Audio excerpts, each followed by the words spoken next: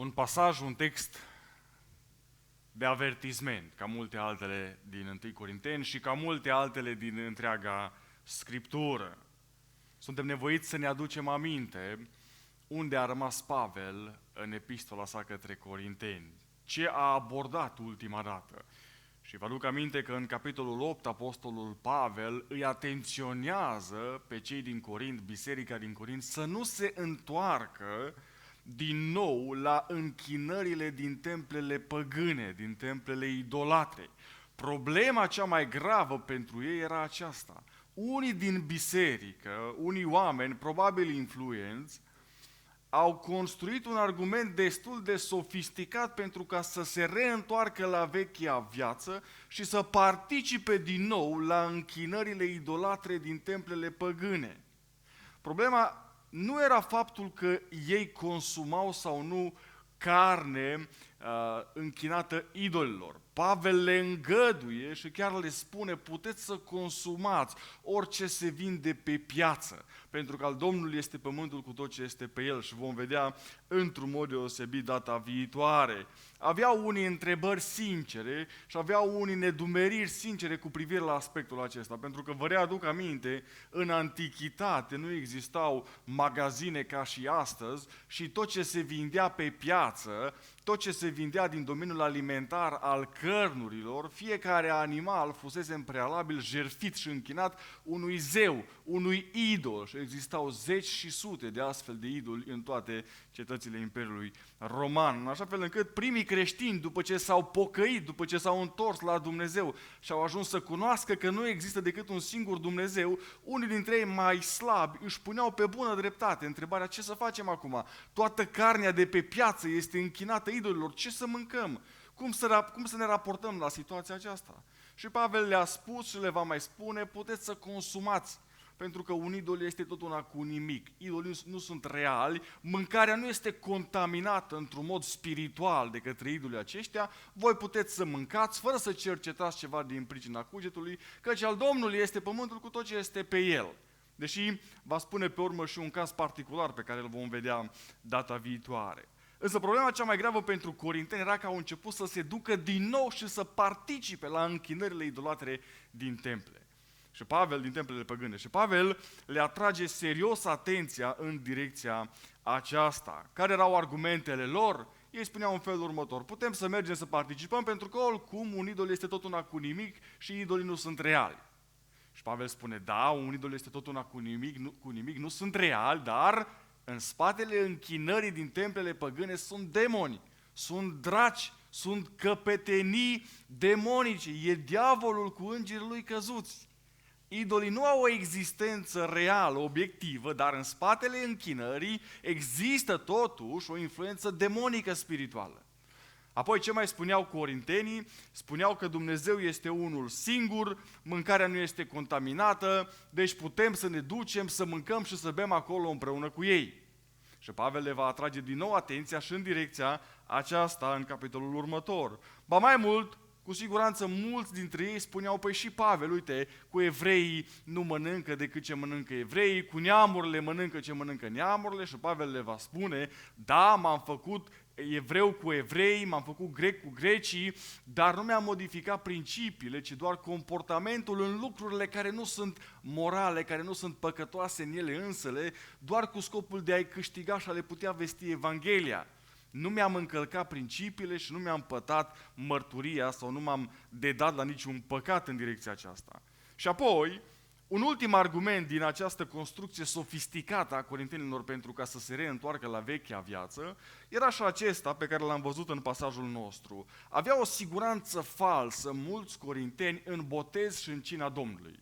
Și spuneau în felul următor: pe noi nu ne poate afecta nimic din templele păgâne, din templele idolatre, putem să mergem oriunde, să facem ce vrem, noi suntem spirituali, noi suntem tari pentru că ne-am botezat și practicăm masa Domnului, participăm regulat la masa Domnului. Și în textul nostru, în aceste 13 versete, Pavel le atrage atenția: aveți mare grijă pentru că există un precedent.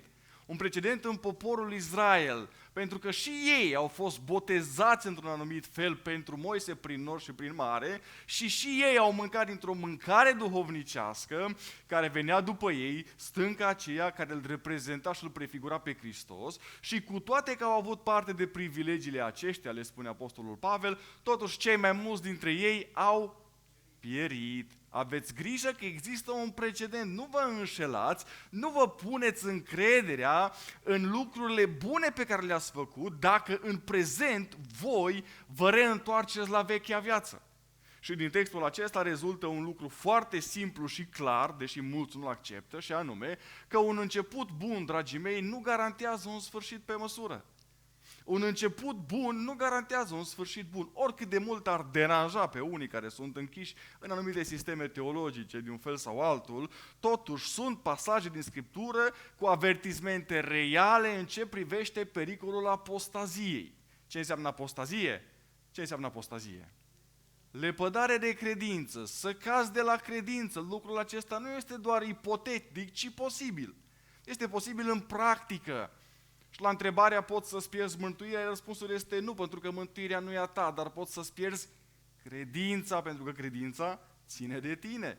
Mântuirea Domnului, mântuirea e un proces, nu e în posesia ta, dar credința ce poți pierde? Poți scădea de la credință, poți să te lepezi de credință și sunt pasaje clare din Scriptură care vorbesc într-un mod indiscutabil despre aspectul acesta. De aceea așa avertismentul este foarte serios pentru cei din Corint și pentru noi astăzi.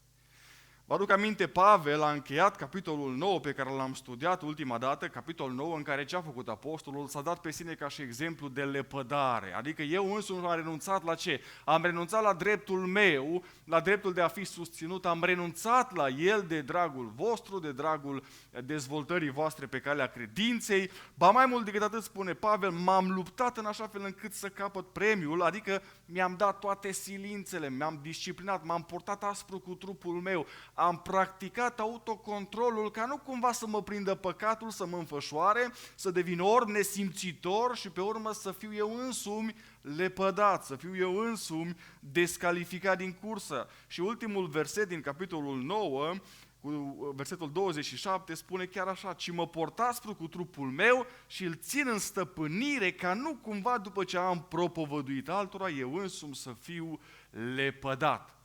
Extraordinar de serios avertisment în persoana autorului, în persoana apostolului. Face aplicație în dreptul lui însuși, apostolul Pavel, și spune, practic autocontrolul, mă înfrânez, sunt disciplinat, îmi țin trupul în stăpânire. Trupul este sclavul meu, nu eu sunt sclavul trupului. Diferența este uriașă. Corintenii nu practicau autocontrolul, dimpotrivă, erau plini de tot felul de pofte păcătoase și nu aveau niciun frâu în a înfăptui lucruri de-a dreptul scandaloase. Și acum Pavel, în capitolul 10, în prima parte a acestui capitol pe care l-am citit, le dă câteva avertismente și le spune ce s-a întâmplat cu anumiți oameni din vechime care, asemenea lor, nu practicau autocontrol, adică s-au dedat și ei la tot felul de fapte rele, la tot felul de pofte păcătoase. Fraților, spune apostolul Pavel în versetul 1, nu vreau să nu știți că părinții noștri toți au fost sub nor, toți au trecut prin mare. Cui scrie și cui vorbește apostolul Pavel? Corintenilor, nu? Și am văzut până aici, atât în introducere cât și în parcurgerea cărții, am văzut faptul că biserica din Corint nu avea o componență evrească, o componentă evrească puternică, pentru că Pavel este probabil în 1 Corinteni singura epistolă sau epistola care tratează cel mai puțin aspectele evreiești. Toate celelalte epistole, dacă vă uitați în Romani, în Galateni, în Filipeni, în Coloseni, abordează problemele evreiești, problemele care s-au iscat între credincioși și creștinii dintre evrei și creștinii dintre neamuri. Însă în Corint, în 1 Corinteni, nu vedem așa ceva și lucrul acesta ne face să credem că în biserica din Corint nu exista o componentă evrească foarte puternică, adică erau probabil puțini evrei. Cei mai mulți erau dintre neamuri, păgâni, greci din Corint sau sclavi aduși din Roma și știm că Corintul ca și Cartagina erau niște cetăți pe care Iulius Cezar le-a refăcut pentru ca să deporteze acolo populația din Roma. Roma era supraaglomerată, sclavii care și-au obținut libertatea au fost deportați fie în Cartagina, fie în Corint și astfel încât biserica aceasta era alcătuită în mare parte din păgâni. Pavel le scrie unor păgâni, unor credincioși dintre neamuri și observați cum se raportează Pavel la ei. Fraților, nu vreau să nu știți că părinții noștri, care părinții ai noștri? Care părinții ai noștri? La cine se referă Pavel aici? La evrei. Păi le scrie unor corinteni, păgâni și totuși spune Pavel, ei sunt părinții noștri, premergătorii noștri, de la Avram care este părintele nostru în credință. Da, există o legătură de continuitate între Israelul vechi, vechiul popor al lui Dumnezeu și noul popor al lui Dumnezeu, adică Israelul nou care este Biserica lui Hristos multietnică, multinațională, din orice seminție și din orice neam. Noi suntem astăzi poporul lui Dumnezeu, dragii mei. Există un singur popor al lui Dumnezeu astăzi și acesta este Biserica lui Hristos, formată din neamuri și din evrei care se pocăiesc și cred în Hristos. Ei, dar în vechime, într-un mod deosebit, Dumnezeu a ridicat dintre toate popoarele un om pe nume Avram și din Avram a scos o seminție și alte seminții și un popor întreg care a crescut și pe care Dumnezeu l-a călăuzit. Acela era poporul lui Dumnezeu în vechime. Astăzi însă, noi, Biserica lui Hristos, este poporul real al lui Dumnezeu și avem o continuitate cu Israelul vechi, pentru că, așa cum foarte frumos explică Pavel în Romani, chiar dacă au fost tăiați și noi am fost altoiți unde? În măslin, adică în ei putem să fim tăiați și noi și la rândul lor și ei pot să fie din nou altoiți. Deci noi participăm și suntem continuatorii pe linia binecuvântării sau a mântuirii, suntem continuatorii vechiului popor al lui Dumnezeu, poporul Israel. Pavel își permite să spună fără nicio problemă și să se raporteze la poporul evreu din vechime atunci când se adresează corintenilor ca și la părinții noștri. Părinții noștri sunt și ai noștri, sunt și părinții noștri din vechime și anume poporul lui Dumnezeu din vechime. Deci, ce s-a întâmplat cu antemergătorii noștri în credință? Păi zice Pavel, toți au fost sub nor și toți au trecut prin mare. Adică ce înseamnă că au fost sub nor? Ne aducem aminte episodul din Exod, când Dumnezeu a călăuzit afară din Egipt pe poporul evreu și din cauza căldurilor mari și din cauza regiunii deșertice care exista în zona respectivă, Dumnezeu în timp de zi îi călăuzea cu un nor pentru ca să le asigure umbra necesară deplasării, ca să nu obosească, să nu fie epuizați pe drum. Și norul respectiv nu era altceva decât manifestarea fizică a grijii lui Dumnezeu față de ei, a prezenței lui Dumnezeu în mijlocul lor. Și Pavel spune, și ei au avut parte de prezența lui Dumnezeu în mijlocul lor ca și voi. Și ei au avut parte de protecția lui Dumnezeu ca și voi, corintenilor. Pentru că Dumnezeu este același. Toți au trecut prin mare și aceasta trecere prin mare era o trecere miraculoasă în care Dumnezeu le-a purtat de grijă și mai evident, și mai miraculos. Ba mai mult, după ce lor le-a purtat de grijă, i-a nimicit pe inamicii, pe vrăjmașii evreilor. Așadar spune Pavel, într-un mod comparativ în versetul 2, toți au fost botezați în nor și în mare pentru Moise, astfel încât experiența lor a fost tipologică sau prefigurativă pentru noi, cei de astăzi, care suntem botezați în Domnul Iisus Hristos și pentru Domnul Iisus Hristos. Pavel face câteva paralele în această primă secțiune din capitolul 10 pentru ca să demonstreze corintenilor și nouă astăzi că istoria lor este repetabilă și că trebuie să o evităm, să nu o repetăm. Ceea ce s-a petrecut cu ei se poate petrece și cu noi, spune Pavel, și de aceea scoate în evidență și evidențiază asemănările dintre noi astăzi și ei atunci. Toți au fost botezați în nor și în mare pentru Moise, ba mai mult, toți au mâncat aceeași mâncare duhovnicească. Ce să spună Pavel, ce vrea să spună prin această expresie mâncare duhovnicească? Nu se referă la natura mâncării, adică nu era o mâncare spirituală, ea era mană din cer și prepelițe pe care Dumnezeu le-a adus și apă din stâncă, doar că se referă la sursa acestei mâncări. Era duhovnicească pentru că Dumnezeu le-a dat-o într-un mod providențial. El le-a purtat de grijă. Toți au băut aceeași băutură duhovnicească, au mâncat aceeași mâncare duhovnicească pentru că beau dintr-o stâncă duhovnicească ce venea după ei și stânca era Hristos. În repetate rânduri în Vechiul Testament găsim cazuri în care poporul evreu aflându-se la strâmtorare, neavând apă, Dumnezeu le dă apă din stâncă. Și în Vechiul Testament, într-un mod deosebit, Dumnezeu este asemănat cu o stâncă. Citiți psalmii, citiți prorocii și vedeți de câte ori autorii, într-un mod poetic, vorbesc despre Dumnezeu ca și despre stânca mea. El este stânca și avem și noi cântări astăzi în care ne referim la Dumnezeu ca și la o stâncă. Și această stâncă din care au băut ei apă era o stâncă care îl prefigura pe Hristos. Ba chiar în vremea lui Pavel, evreii aveau multe tradiții și multe legende și una dintre aceste tradiții, una dintre aceste legende evreiești spunea că o anumită stâncă se deplasa într-un mod miraculos peste tot pe unde mergeau evreii prin pustie, în așa fel încât întotdeauna aveau asigurată băutura. Și n-ar fi exclus să fie așa, de vreme ce vedem în mai multe episoade în Exodul că Dumnezeu le dă apă din stâncă. Ei, spune Pavel, toți au mâncat aceeași mâncare duhovnicească și toți au băut aceeași băutură duhovnicească și face aluzie la masa Domnului, la cina Domnului, pe care ei o practicau, e drept că într-un mod incorect, și în care își puneau încrederea, în care își plasau siguranța lor că nu pot să fie într-un pericol, nu pot să cadă de la credință, de vreme ce au fost botezați și de vreme ce luau parte la masa Domnului. Și Pavel le spune, nu vă puneți încrederea în așa ceva, începutul a fost bun și mă bucur că a fost bun. Dar prezentul este problematic și viitorul este incert pentru voi dacă nu vă pocăiți. Nu vă puneți problema într-un început, nu vă puneți siguranța într-un început bun. Pentru că, spune Pavel, un început bun nu garantează un sfârșit bun. Uitați-vă cu mare atenție la părinții noștri. Există un precedent. Totuși, spune el în versetul 5, cei mai mulți dintre ei n-au fost plăcuți lui Dumnezeu căci au pierit în pustiu. Când spune cei mai mulți dintre ei, se referă pe bună dreptate la o majoritate covârșitoare dintre ei. Știți câți dintre ei nu au pierit în pustiu? Câți? 2. 2 din câți? Din aproximativ 2 milioane, atât au ieșit din Egipt. Cu femei și copii.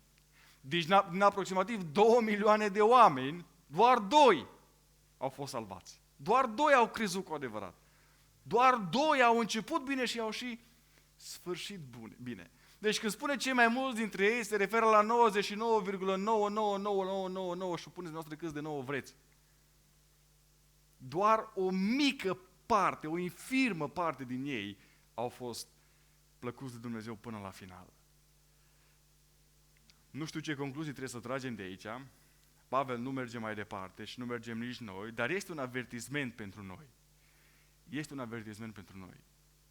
Ei au început bine, au avut parte cu toții de aceleași privilegii, binecuvântări, au văzut minunile Domnului în viețile lor și totuși s-au încăpățânat să se răzvrătească prin păcat, s-au încăpățânat să nu creadă, chiar dacă au văzut ceea ce noi n-am văzut în toată viața noastră. S-au încăpățânat să nu creadă, pentru că este posibil să te încăpățânezi, să te pocăiești, să te smerești și să te încrezi în Dumnezeu până la sfârșitul vieții tale. Ba mai mult, ce putem observa din acest verset 5, dragii mei, este că mântuirea nici acum și nici în vechime n-a fost colectivă, adică n-a fost pe țară, pe neam. Mântuirea a fost dintotdeauna personală și individuală. Dumnezeu n-a mântuit niciodată o grupare de oameni cu găleata sau cu lopata, la grămadă. Da? Avem și astăzi expresia mântuirea neamului. Nu există așa ceva. Nu există o mântuire a unui popor întreg, a unui neam, decât în măsura în care toți cei care alcătuiesc poporul respectiv se pocăiesc într-un mod personal, individual. Nici măcar în vremea vechiului legământ, în vremea Israelului, nici măcar atunci Dumnezeu nu i-a mântuit pe toți la grămadă, pe toți colectiv, pe toți cei care făceau parte din popor, ci întotdeauna, dacă ne uităm în Scriptură și mai ales în profeți, vom vedea că doar o rămășiță a fost cu adevărat mântuită, adică doar o minoritate de oameni, și anume cei care au crezut pe bună dreptate. În toată istoria poporului Israel, dragii mei, doar o minoritate dintre ei au fost mântuiți cu adevărat. Doar o minoritate au crezut și s-au încrezut cu adevărat în Dumnezeul lor. Și lucrul acesta îl vedem în tot Vechiul Testament. Da, știu, Noul Testament face o profeție cu privire la viitor, chiar și din perspectiva noastră, o profeție în care tot Israelul va fi mântuit. și se referă din nou la faptul că tot Israelul va experimenta o trezire spirituală cum nu a mai experimentat niciodată până într-acolo încât majoritatea celor care alcătuiesc astăzi națiunea Israel și în viitor se vor întoarce la Hristos, se vor pocăi. Acolo va fi singura dată când poporul Israel în majoritatea lui va fi mântuit și se va întoarce la Dumnezeu. Și lucrul acesta este încă în viitor și trebuie să ne rugăm pentru el și să ne dorim ca Dumnezeu să-i cerceteze pe ei acolo unde sunt și să-i aducă la pocăință, pentru că mântuirea este exclusiv prin Iisus Hristos și pentru ei și pentru noi. Totuși, spune Pavel, cei mai mulți dintre ei n-au fost plăcuți lui Dumnezeu, căci au pierit în pustiu. Aceste lucruri, continuă Pavel, s-au întâmplat ca să ne slujească nouă drept pilde pentru ca să nu poftim după lucruri rele cum au poftit ei. Aceste lucruri s-au întâmplat ca să ne slujească nouă drept pilde. Iată, dragii mei, că Vechiul Testament este foarte actual și relevant pentru noi și astăzi. Pentru că el ne slujește drept avertisment și pildă de urmat sau de a nu urma anumite exemple negative din Vechiul Testament. Avem modele de urmat în patriarhi, în mari oameni și avem modele pe care nu trebuie să le urmăm. De aceea sunt puse pentru noi într-un stil narrativ istoric în Vechiul Testament, pentru ca să le citim și pentru ca să le aplicăm, să tragem învățăminte. Citiți fără nicio problemă și cu regularitate și Vechiul Testament, pentru că este cuvântul lui Dumnezeu în întregime împreună cu Noul Testament. Ceea ce mi se pare de-a dreptul, remarcabil, și un lucru peste care noi trecem ușor și dacă nu ne uităm cu atenție nu îl prindem, este că acești corinteni care n-au venit de multă vreme la credință, aveau undeva între 5 și 7 ani de când Pavel a predicat în Corint. Însă acești corinteni știau foarte bine Vechiul Testament, atât de bine încât Pavel nu intră în detaliu, ca și cum știți lucrurile acestea. Le cunoașteți, le-ați citit, le-ați învățat. Și imaginați-vă că acum 2000 de ani nu toți știau să citească cum știm noi astăzi. Ba mai mult decât atât, acum 2000 de ani nu toți aveau acces la o carte, la Biblie, cum avem noi astăzi. Existau suluri care erau foarte bine păstrate, puse deoparte, copiate cu mare atenție, îngrijite extraordinar de bine, suluri din care doar cineva citea cu voce tare în biserică. Și totuși acești corinteni știau foarte bine Vechiul Testament. Pavel nu insistă ca și cum voi știți aceste lucruri. Le-ați citit. Și noi astăzi avem acces atât de mult și atât de ușor la Scriptură și copiii noștri și noi înșine de multe ori nu cunoaștem cât cunoșteau ei. Ei, spune Pavel, toate aceste lucruri s-au întâmplat ca să ne slujească nouă drept pilde pentru ca să nu poftim după lucruri rele cum au poftit ei. Și ajungem la acest păcat al poftei, a pofti lucruri păcătoase în inimile noastre. Și există o poruncă și o interdicție clară, tocmai în cele 10 porunci, să nu poftești. În momentul în care ai poftit lucruri păcătoase, lucruri neîngăduite, păcatul este deja înfăptuit în mintea ta.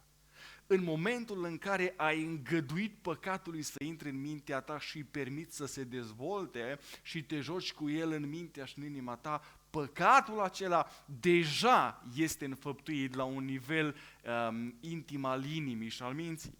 Și de aici până la a pune în practică alte lucruri și a merge mai departe este doar un pas care este ușor de făcut dacă îl îngăduim să intre în inima și în mintea noastră. Ce au făcut ei? Au poftit după lucruri rele. Și apoi Pavel, în versetele care ne stau înainte, în versetul 7, 8, 9 și 10, le dă 4 exemple selectate cu atenție din istoria poporului Israel, pentru că exact păcatele acestea corintenii le repetau în biserică. Exact aceste păcate, să nu fiți închinători la idoli, să nu curvim, să nu ispitim pe Domnul și să nu cârtiți, exact păcatele acestea le-a tratat Pavel până aici și le aduce înaintea lor ca să îi avertizeze încă o dată. Să nu fiți închinători la idol ca unii dintre ei, după cum este scris. Poporul a șezut să mănânce și să bea și s-a sculat să joace. Episodul este episodul cu vițelul de aur. Ne aducem aminte, au ieșit din Egipt, au făcut legământ, noi nu vom mai merge după alți Dumnezei, Dumnezeul nostru este unicul Dumnezeu, El ne-a salvat, îl vom sluji, foarte plini de râvnă, foarte convinși, foarte deciși, unitate maximă care a ținut undeva la 30 de zile sau poate mai puțin, pentru că după ce Moise a dispărut o vreme din mijlocul lor, ce au făcut? L-au presat pe Aron să le facă un Dumnezeu străin, un idol, și anume un vițel căruia s-au închinat și s-au întors practic în inima și în practica lor în Egiptul din care au ieșit. Și au fost închinători la idol, l-au abandonat pe Dumnezeu, la fel cum riscau să facă din nou corintenii. Se întorceau la vechea viață, participau din nou la închinările din templele păgâne.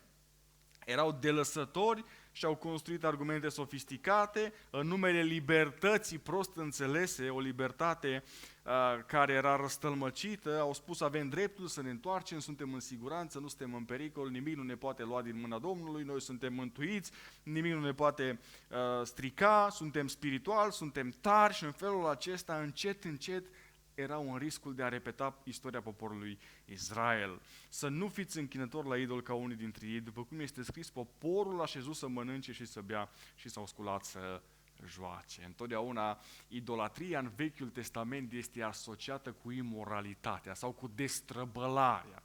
Și pe bună dreptate, când citim și dacă suntem interesați să vedem cum se manifestau păgânii în templele idolatre, ne îngrozim.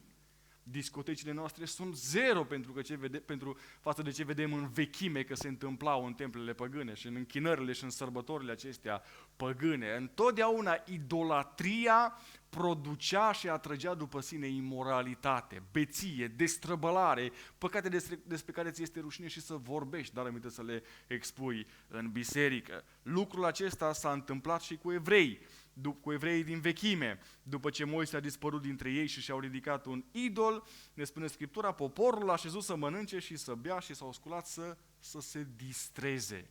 Adică erau beți, erau îmbuibați și au început să cadă în imoralitate și în păcate grave. Avem multe alte detalii în Exod, în textul din capitolul 32.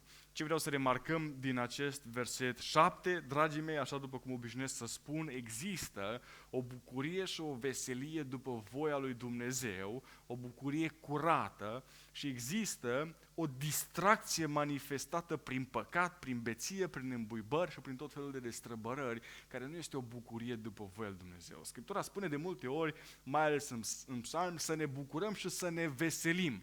Dar acea bucurie și veselie despre care vorbește Scriptura este una curată, după voia lui Dumnezeu. O bucurie a unui cuget curat, care nu-i pătat de păcat. Nu e o bucurie păcătoasă, așa cum înțelege lumea aceasta bucuria, în termenii distracției, în termenii beției, în termenii îmbuibării, a destrăbălării, a bârfei și așa mai departe.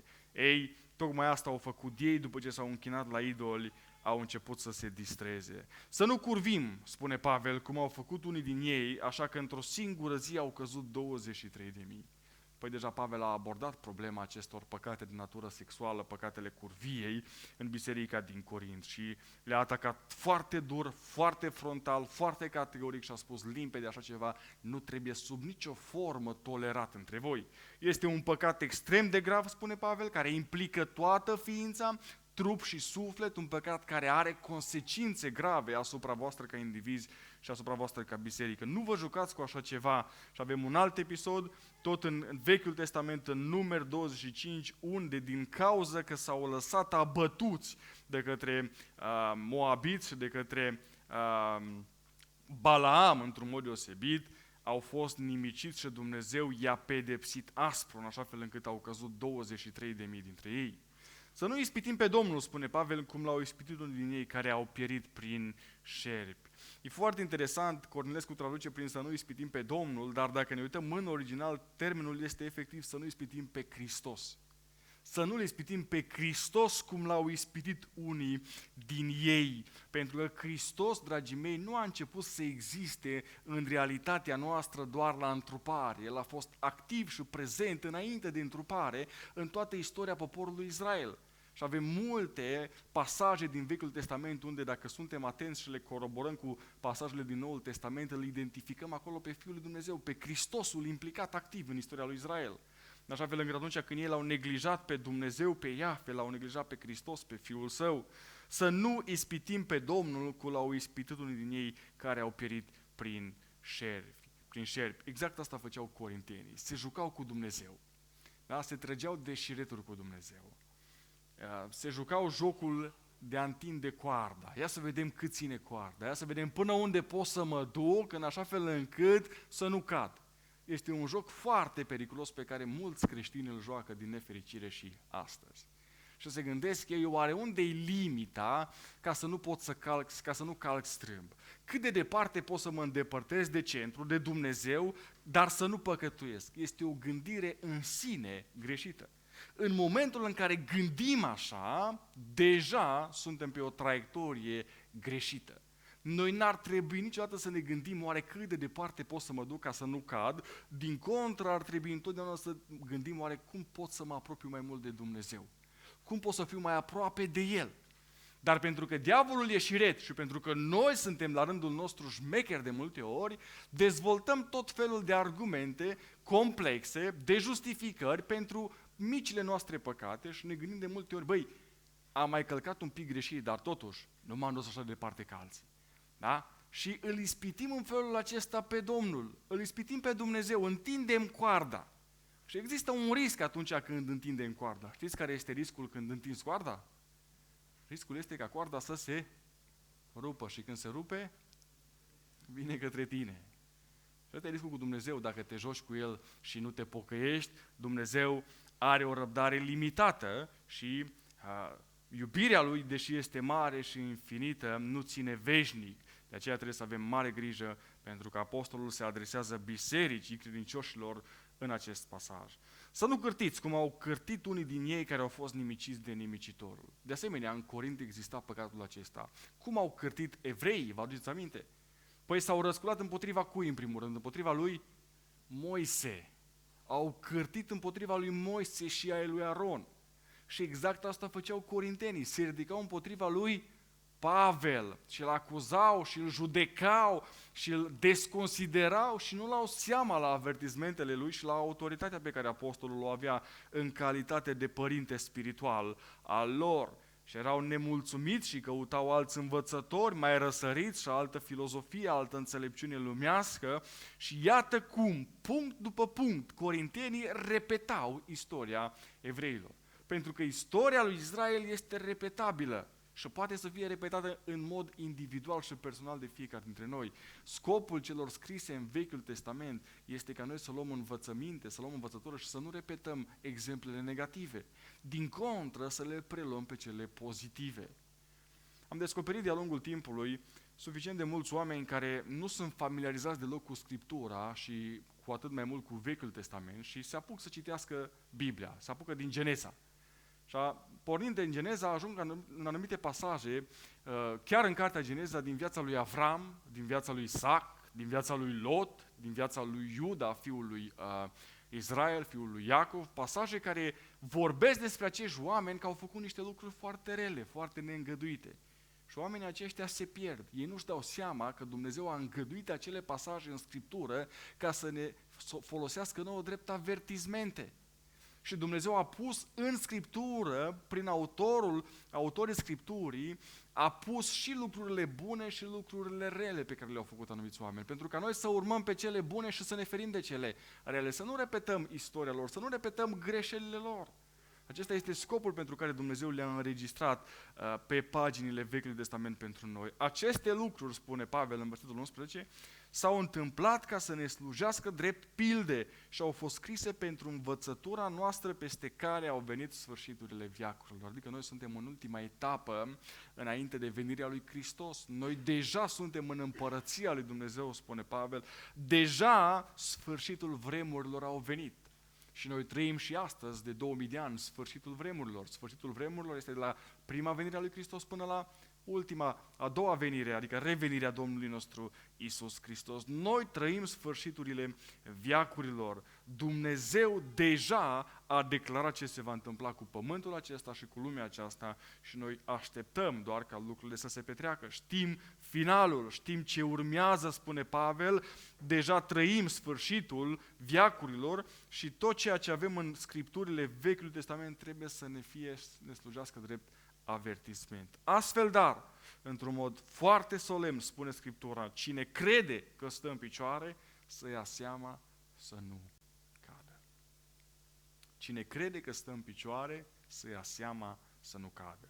Cu începere de la mine, de la Sandel, de la Gabi, de la Petrică, de la fratele Manciu, de la fratele Tătar, de la fratele Lucaci, cu începere de la noi cei din față până la voi, la dumneavoastră, la toți, cine crede că stă în picioare, să ia seama. Avertismentul este real, pentru că poți să cazi. De unde să cazi?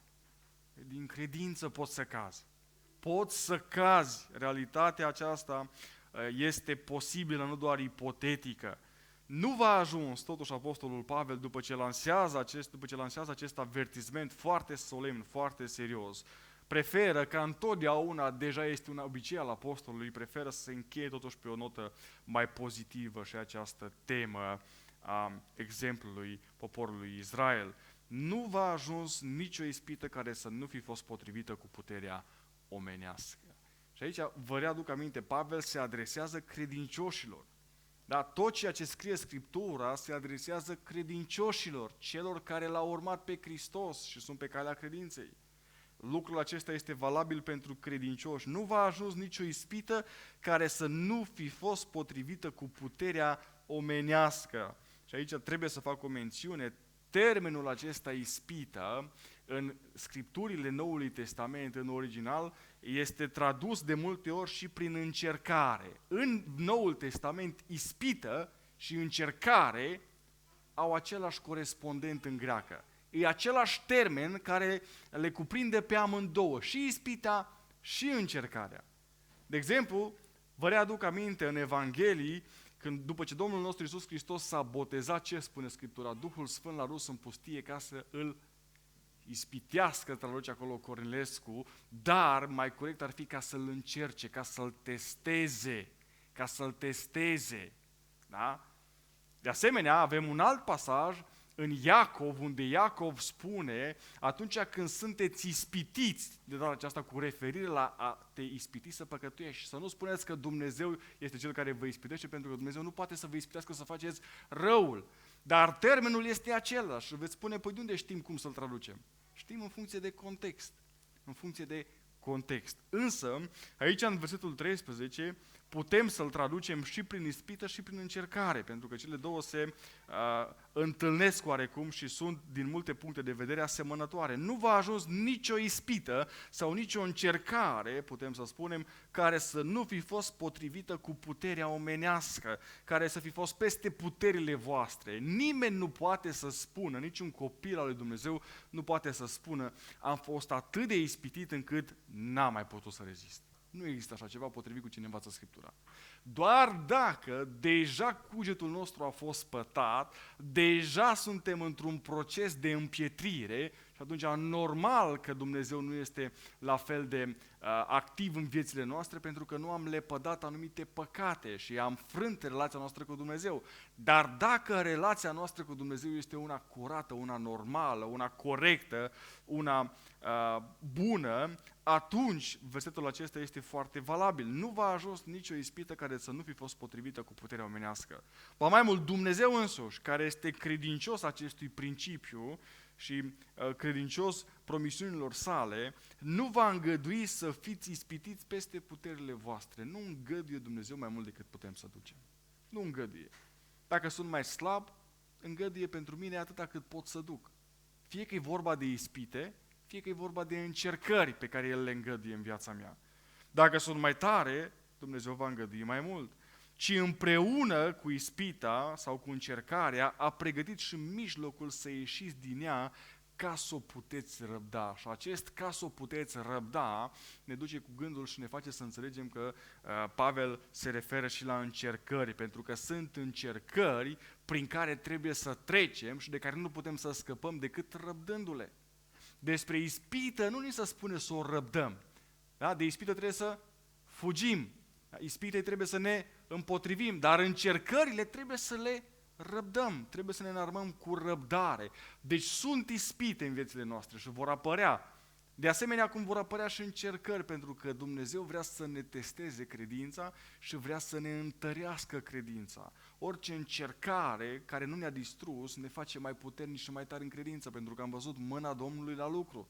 Și am spus, Doamne, am trecut și pe aici pentru că Tu ești Cel care m-ai călăuzit, Tu ești Cel care m-ai purtat, Tu mi-ai purtat de grijă și îți sunt recunoscător și sunt mai încrezător în Tine. Și Dumnezeu îngăduie dureri, suferințe și încercări pentru ca să ne desăvârșească, pentru ca să ne întărească credința, pentru ca să ne întărească caracterul și să ne transforme în asemănare cu Domnul nostru Iisus Hristos.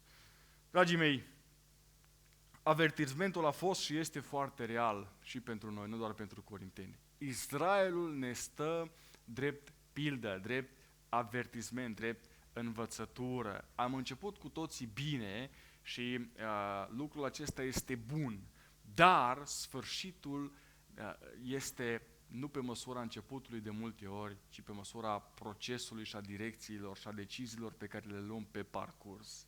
De aceea lupta este continuă și este zilnică. Noi n-am luptat doar aici și de aici încolo am pus armele jos, ne-am suit pe sanie și ne-am dat drumul.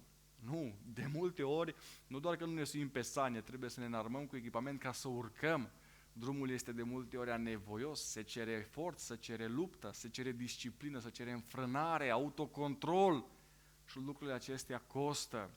Și un început bun nu garantează un sfârșit bun. Avertismentul este real pentru fiecare dintre noi.